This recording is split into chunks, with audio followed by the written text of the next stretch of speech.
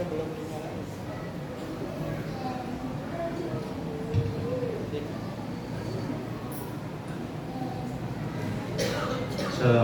warahmatullahi wabarakatuh. Waalaikumsalam warahmatullahi wabarakatuh.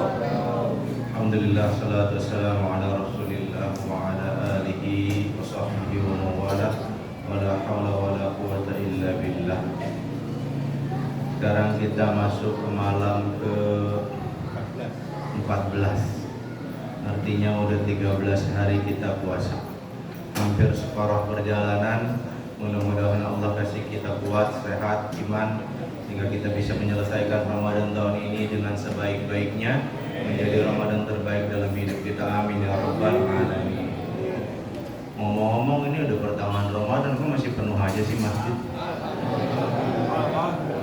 Orang mau kayak masjid-masjid lain, udah pertengahan Ramadan, masjid setengah. Rajin banget ke masjid, nyampe ke surga baru tau rasa.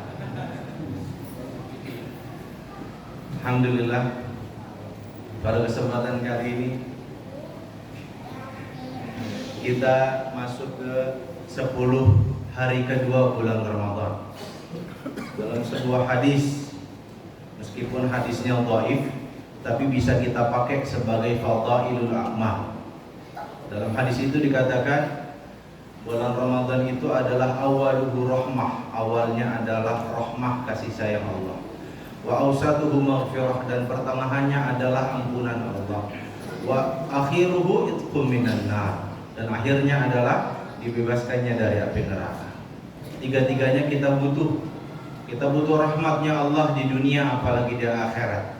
Kita butuh ampunannya Allah, dan kita lebih butuh lagi dibebaskan dari api neraka. Nah, pada kesempatan kali ini kita akan bicara tentang dosa-dosa besar, al-kabair, ya, supaya kita terhindar dari dosa-dosa besar itu. Di kesempatan kali ini saya akan bahas tentang 8 dosa besar berdasarkan hadis Rasulullah Muhammad SAW. Hadis pertama yaitu hadis yang diriwayatkan oleh Imam Bukhari dan Muslim.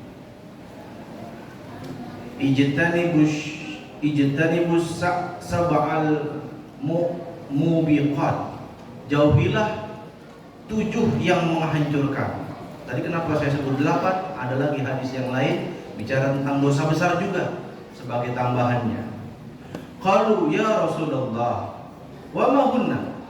Ditanya oleh sahabat, ya Rasulullah, apa itu 7 dosa besar yang menghancurkan itu? Qala asyirku billah. Yang pertama adalah asyirku billah, syirik, mempersekutukan Allah dengan sesuatu apapun. Dalam surah An-Nisa ayat 116, Allah Subhanahu wa taala mengatakan, innallaha la yaghfiru an yushraka bihi. Innallaha, sungguhnya Allah, la yaghfiru, tidak akan pernah mengampuni, an yushraka bihi, siapapun yang mempersekutukan Allah dengan sesuatu. Wa yaghfiru ma duna dzalika liman yasha. Tapi Allah mengampuni dosa selain syirik itu kalau Allah mau. Wa may yusyrik billahi faqad dhalla dhalalan ba'ida. Siapa yang mempersekutukan Allah dengan sesuatu, maka dia telah tersesat dengan sejauh-jauhnya. Dalam dunia ini manusia model-model. Ada yang berimannya karena ikhlas karena Allah Subhanahu wa taala. Ada yang berimannya karena dunia. Kalau yang berimannya karena dunia gampang goyah, gampang tukar iman. Apalagi di zaman akhir zaman, di mana fitnah merajalela. Ada orang yang yusbihu mu'minan wa yamshi kafiran. Paginya beriman, sorenya kafir. Wa yamshi mu'minan wa yusbihu kafiran. Ada yang sorenya beriman, paginya udah kafir. Semoga Allah Subhanahu wa taala jaga iman kita semua. Amin. Yang kedua, apa dosa besarnya? Menuduh wanita solihah berbuat zina. Wanita solehah mungkin nggak berbuat zina. Secara akal sehat sih nggak mungkin, kecuali dia kepeleset. Namanya juga manusia, nggak maksum, mungkin. Tapi secara akal sehat kayaknya jauh. Tapi kalau orang berani nuduh orang lain, maka dia harus bisa membuktikan tuduhannya itu. Dalam Islam, orang orang yang menuduh wajib mendatangkan bukti, orang yang dituduh wajib bersumpah. Saya misalnya dituduh apa? Ya orang yang menuduh datangin bukti, jangan saya disuruh buktiin. Kalau saya disuruh buktiin repot, setiap ada orang nuduh ngasih bukti, setiap ada orang nuduh ngasih bukti. Waduh, repot banget urusan. Ya. Setiap orang nuduh dia yang wajib ngasih bukti. Adapun saya yang dituduh wajib bersumpah. Saya sumpah demi Allah, saya tidak melakukan apa yang dituduhkan. Makanya Allah benci banget sama orang yang menuduh wanita muslimah berbuat zina. Maka dalam poin ini ada dua hal. Pertama, sumpah palsu, bicara bohong tentang sesuatu yang akhirnya menyebabkan orang dihukum. Yang kedua, zina itu sendiri. Logikanya, kalau menuduh orang baik-baik berzina aja dosa besar dan dihukum karenanya, maka zinanya itu sendiri jauh lebih besar daripada dosa menuduh orang lain berbuat zina. Rasulullah Muhammad SAW dalam hadis riwayat Imam Ibnu Abi Dunya mengatakan yang artinya tidak ada satu dosa sesudah syirik. Ini berarti urutannya urutan kedua. Sesudah syirik lebih besar daripada menumpahkan nutfah air mani seorang laki-laki ke dalam rahim yang tidak halal baginya. Oh, yang punya anak, yuk kita cek anak kita. Apalagi anak-anak yang udah tanggung, udah SMP. Jangan SMP, SD aja udah ngerti pacaran. Saya punya anak kelas 4 SD, sering dicurhatin sama temennya. Kiraina kamu naksir nggak buat cowok yang ganteng satu itu? Anak SD ngerti cowok ganteng, astagfirullah. Coba cek anak kita. Kalau ada yang masih pacaran, suruh kasih pengertian. Dosa pacaran itu, dosa paling rendahnya zina hati, menginginkan yang tidak halal bagi dia. Di atasnya zina mata, di atasnya lagi zina dengan tangan. Puncaknya nanti syirkul mahabbah. Di bawahnya syirkul mahabbah zina dengan kemaluan. Auzubillah min zalik. Berapa banyak kita lihat di berita-berita bayi lahir tanpa tahu kemana harus memanggil bapak. Kenapa? Bapaknya kebanyakan. Siapa bayi mau? Auzubillah min zalik. Siti Maryam wanita mulia, lahir anak nggak punya suami. Sayang anak zaman sekarang kagak mau kalah sama Siti Maryam. Ya, punya anak lakinya nggak tahu di mana. Auzubillah min zalik. Yang ketiga, dosa besar selanjutnya adalah sihir. Man ata kahinan, siapa yang datang ke dukun, wasadaqa bima yaqul, dan dia membenarkan apa yang dikatakan dukun tadi, fakafara bima unzila ala Muhammad sallallahu alaihi wasallam, maka dia telah kafir terhadap apa yang diturunkan kepada Nabi Muhammad sallallahu alaihi wasallam. Enggak main-main ini dosa. Bahkan saya dengar kabar katanya orang di Arab Saudi kalau ketahuan jadi dukun, hukumannya langsung dipenggal itu. Ya. Sihir itu awalnya diajarin sama jin, diajarin oleh malaikat Harut wa Marut dalam surah Al-Baqarah ayat 102. Tapi Harut dan Marut bilang, kami ini ujian buat kalian, fala takfur, jangan kafir. Jin-jin sama manusia-manusia yang belajar sama malaikat Harut dan Marut malah menggunakan sihirnya untuk berbuat kekafiran, berbuat dosa, yufarriqu bainal mar'i wa zawji, memisahkan antara suami dengan istri, nauzubillah min zalik. Yang keempat, dosa besar yang keempat adalah membunuh jiwa yang Allah haramkan kecuali dengan hak. Ini surah Al-An'am ayat 151. Wala taqtulun nafsa allati haramallahu illa bil haq. Janganlah kamu membunuh jiwa yang diharamkan Allah kecuali dengan hak.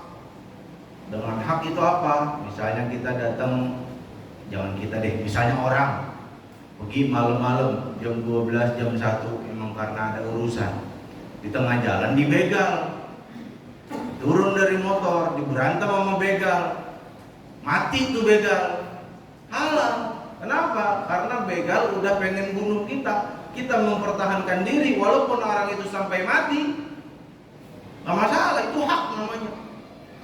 Ya, hak. Pokoknya kalau udah ada orang ngacungin senjata, darahnya udah jadi halal buat kita. Karena konteksnya kita mempertahankan diri. Walaupun sebaiknya adalah kita lumpuhkan aja, jangan sampai mati. Cuma kan nggak semua orang bisa silat. Masalahnya itu.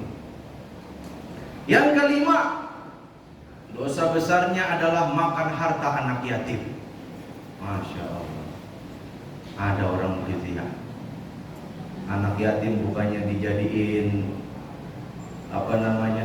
sumber keberkahan, justru malah dijadiin sumber penghasilan. Alhamdulillah bin zalim.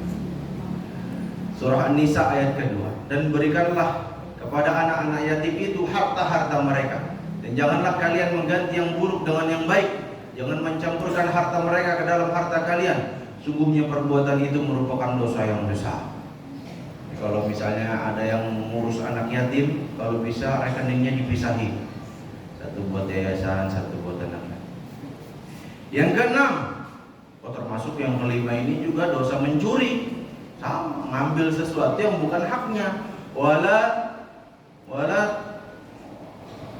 ta'kulu amwalakum bainakum bil batil. Janganlah kalian memakan harta di antara kalian dengan cara yang batil. Dan cara yang batil apa? Nyolong. Apalagi judi. Judi itu. Di pinggir jalan banyak judi-judi yang kita nggak sadar. Beli koin, masukin, arahin, ambil boneka. Judi itu. Ya, kecuali kita beli koin, main, udah main aja. Itu sih bukan judi, main, game. Tapi kalau kita beli koin, masukin, capit, terdapat. Judi, mempertaruhkan sesuatu untuk dapat sesuatu. Yang keenam, riba, dosa besar. Masya Allah, saking besarnya ini dosa, satu-satunya dosa yang sampai diancam mau diperangi nama Allah cuma ini, riba. 1 Desember ke tahun lalu, ayah saya meninggal. Saya lagi sibuk mandiin jenazah ayah saya, tiba-tiba ada dokter dari puskesmas datang. Saya bingung, ini dokter ngapain? Meribetin aja. Assalamualaikum. Waalaikumsalam, Pak. Saya dokter, Pak, dari puskesmas. Iya, Pak, ada apa, Pak? Ini lagi mandiin jenazah. Minta waktunya sebentar aja, bentar aja, Pak, bisa mandiin jenazah. Sekarang, Pak, nggak bisa ntar. Ngapain ini dokter? Ini, Pak, saya dari puskesmas mau ngecek apakah bapaknya bapak sudah meninggal apa belum. Udah meninggal, dok, ini kagak bergerak. Kalau saya mandiin bergerak, nyambung sendiri, baru belum meninggal. Dalam hati kesel saya, ini orang apaan maunya? Dicek, mau dilihat matanya, lihat hidungnya, lihat mulutnya, segala macam. Akhirnya dia bilang, iya Pak, benar, beliau sudah meninggal. Lah dari tadi pagi sih udah tahu bapak sih udah meninggal. Saya kesel kan ya. Saya tanya sama tetangga, itu dokter ngapain sih? Iya, ini banyak kasus. Ternyata saya baru tahu banyak kasus orang pura-pura mati. Habis minjem di pinjol 50 juta, 100 juta, 200 juta, lantas pura-pura mati. Dianya mau pergi ke ujung berung, orang yang entah di mana tiba-tiba dimandiin. Makanya untuk memastikan setiap ada orang meninggal, dokter puskesmas jaga ngecek ini beneran mati apa kagak. Bayangin, gara-gara riba orang sampai pengen pura-pura mati. Heran saya. Memang sebegitu perlunya kita sama riba ya? Kalau kita butuh uang, solusinya ngirit. Jangan gaya elit ekonomi sulit. Gaya makan nama spaghetti, pizza hut, hamburger, kemampuan makan pakai tahu tempe, nggak sinkron. Irit solusinya. Udah irit masih kurang juga. WhatsApp masih kurang juga. Coba minta sama tetangga pinjaman, kali aja atau bulan depannya ada rezeki lebih. Masih kurang juga. Datang ke lembaga zakat. Udah saya miskin banget ini. Ngomong udah nggak apa-apa. Hak. Kalau udah miskin mah hak. Jangan kepikiran riba. Ya, Apalagi ribanya pakai KTP orang, sial dangkalan tuh kalau orang Betawi. Lu yang minjem, gue yang ketempuan. Hati-hati zaman sekarang minjemin KTP Pak. Oh, hati. Ya, riba. Yang punya kartu kredit hati-hati. Yang ketujuh, meninggalkan peperangan, medan jihad. Ini kayaknya sih kita nggak masuk. Zaman sekarang nggak ada jihad-jihadan. Paling jihad ekonomi, jihad politik kan. Tapi jihad ngangkat senjata kayaknya enggak. Yang terakhir nih yang paling sering dilakuin banyak orang nih. Apa? Durhaka kepada orang tua. Hadisnya kagak main-main. Kalau tadi hadis pertama saya sebut, Rasul cuma nyebut kabair. Kalau ini Nabi Muhammad nggak nyebut kabair. Apa kata Nabi Muhammad? Ala a'unabbi'ukum bi akbair kabair. Akbaril kabair. Masya Allah. Dosa besar yang paling besar. Ini induk biang keroknya dosa-dosa. Dosa-dosa yang lain cium tangan sama dosa yang ini. Disebut sama Nabi apa itu? Asyirku billah. Tadi syirik. Yang kedua, uququl walidain, durhaka sama orang tua. Yang ketiga, sumpah palsu. Poin kita adalah durhaka sama orang tua. Syirik tadi udah kita bahas, sumpah palsu udah ada di poin kedua tadi. Durhaka sama orang tua. Dalam Islam, jangankan sampai tahap durhaka. Sedangkan kita ngomong aja sama orang tua nggak boleh.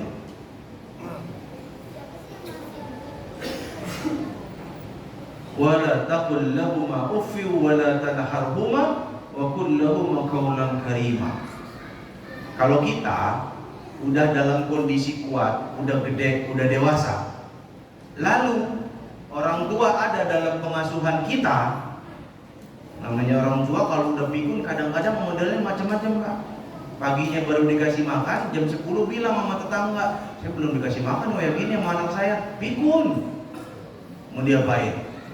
Gak boleh dimarahin. Memang waktu kecil kita nggak nyewotin, nyewotin. Sama kesalnya sama orang tua kita. Ya. Jadi kalau misalnya waktu kita mampu, lalu orang tua kita dalam kondisi pikun, sepuh, mungkin ngelakuin sesuatu yang menyebalkan menurut kita, nggak boleh kita ngomong, nggak boleh. Wala taqul lahuma uff. Menurut para ulama ahli tafsir, uff itu bukan apa ya? Uff itu bentuk ketidaksenangan terhadap apa yang diperintahkan orang tua, walaupun nggak ngomong, walaupun nggak. Bahkan dalam hadis lain Rasul mengatakan dosa yang akan dicepatkan balasannya di dunia, nggak perlu nanti di akhirat, itu adalah dosa durhaka sama orang tua. Nih anak-anak bocil-bocil yang masih SD, SMP, SMA, dengerin, jangan durhaka sama orang tua.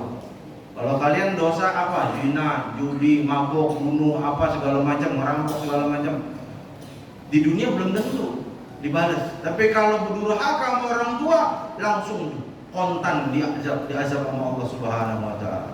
Semoga Allah jauhkan kita dari semua jenis dosa-dosa tadi, dan Allah jadikan kita sebagai orang yang bertakwa, melaksanakan seluruh perintah Allah dan Rasulnya, dan meninggalkan seluruh larangan dari Allah dan Rasulnya. Amin ya rabbal alamin. Billahi taufiq wal hidayah, wa ridha wal inayah. Assalamualaikum warahmatullahi wabarakatuh.